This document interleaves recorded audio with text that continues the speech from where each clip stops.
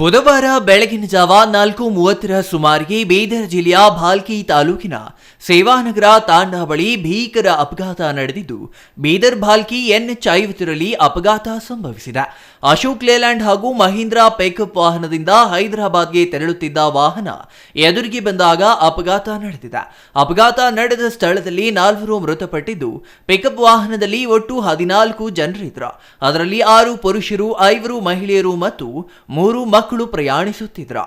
ಅಪಘಾತದ ರಭಸಕ್ಕೆ ಸ್ಥಳದಲ್ಲಿ 3 ಪುರುಷರು, ಓರ್ವ ಮಹಿಳೆ ಸಾವನ್ನಪ್ಪಿದ್ದು 10 ಜನರಿಗೆ ಗಂಭೀರ ಗಾಯವಾಗಿದೆ. ಹಾಗಾಗಿ ಗಾಯಾಳುಗಳನ್ನ ಚಿಕಿತ್ಸೆಗಾಗಿ ಬೀದರ್ ನಗರದ ಬ್ರಿಮ್ಸ್ ಆಸ್ಪತ್ರೆಗೆ ರವಾನಿಸಲಾಗಿದೆ. ಧನ್ನೂರ ಪೊಲೀಸ್ ಠಾಣೆ ವ್ಯಾಪ್ತಿಯಲ್ಲಿ ಅಪಘಾತ ನಡೆದಿದ್ದು, ಸ್ಥಳಕ್ಕೆ ಎಲ್ಲ ಹಿರಿಯ ಪೊಲೀಸ್ ಅಧಿಕಾರಿಗಳು ಭೇಟಿ ನೀಡಿ ಪರಿಶೀಲನೆ ನಡೆಸಿದ್ದಾರೆ.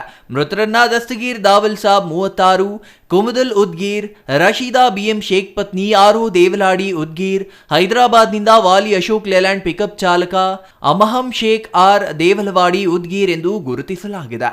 ಚಂದ್ರಯ್ಯ ಸ್ವಾಮಿ, CTV ನ್ಯೂಸ್, ಬೀದರ್.